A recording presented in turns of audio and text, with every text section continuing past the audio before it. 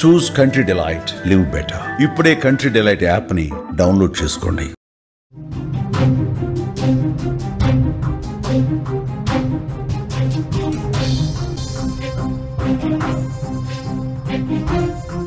Breaking news చూస్తున్నాం. ఏపీలో ఉచిత బస్సు ప్రయాణ పథకం ప్రారంభమైంది. సీఎం చంద్రబాబుకు కృతజ్ఞతలు చెప్పారు మహిళలు. ఈ పథకానికి ఏటా 2000 కోట్లు ఖర్చవుతుంది. ప్రభుత్వ గుర్తింపు కార్డుతో ఏపీ మొత్తం ఫ్రీగా ఆర్టీసీ బస్సుల్లో తిరగొచ్చని ఇటు డిప్యూటీ సీఎం పవన్ కూడా చెప్తున్నారు.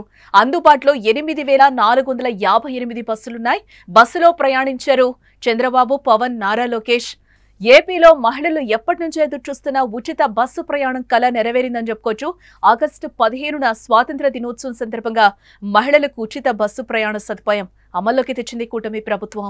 విజయవాడలో జరిగిన కార్యక్రమంలో సీఎం చంద్రబాబు అలాగే డిప్యూటీ సీఎం పవన్ కళ్యాణ్ చేతుల మీదుగా స్త్రీ శక్తి పథకం ప్రారంభమైంది.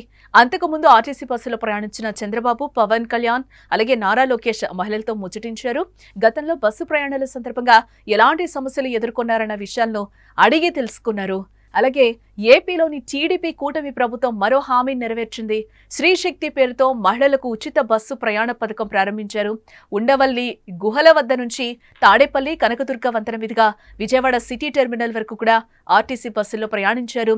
మహిళలతో పాటుగా ఇటు బాలికలు, ట్రాన్స్జెండర్స్ కు ఈ అవకాశం కల్పిస్తున్నారు. Palle Velugu, ultra Palle Velugu, city ordinary, metro express బస్సుల్లో ఈ సదుపాయం కల్పిస్తున్నారు. అలాగే డిప్యూటీ సీఎం పవన్ కళ్యాణ్ మాట్లాడుతూ మాట ఇచ్చాం, నెరవేర్చాం. ఇంత గొప్ప కార్యక్రమానికి శ్రీకారం చుట్టిన సీఎం చంద్రబాబుకి అందరం రుణపడి ఉండాలని అన్నారు. 2000 కోట్లు ఏడాదికి ఖర్చు చేసి ఈ పథకం ఇస్తున్నామని ఆయన పేర్కొన్నారు. 8458 బస్సులు ఉచిత ప్రయాణానికి అందుబాటులో ఉంటాయి.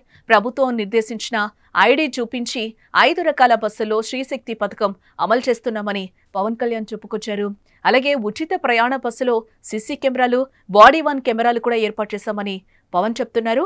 ఈ బస్సులో ఎంతో మంది మహిళలకు డబ్బు పొదుపు అవుతుంది. ఆ ఖర్చు వారి అవసరాలకు ఉపయోగించుకోవచ్చని కూడా అంటున్నారు. పథకాలు ముందుకు తీసుకెళ్లడానికి మాపై ప్రజలు పెట్టిన భరోసా కారణం. ఆ భరోసానే ఇవాళ ఉచిత బస్సు ప్రయాణం తెచ్చింది. వైజాగ్ స్టీల్ ప్లాంట్, అమరావతికి నిధులు రావడానికి మార్గ నిర్దేశకత్వం చేసిన మోదీ, చంద్రబాబుకు ప్రజల తరపున కృతజ్ఞతలు తెలియజేస్తున్నానని కూడా పవన్ చెప్తున్నారు. ఈ ఉచిత బస్సులు కొన్నింటికి మినహాయింపు ఉంటుంది.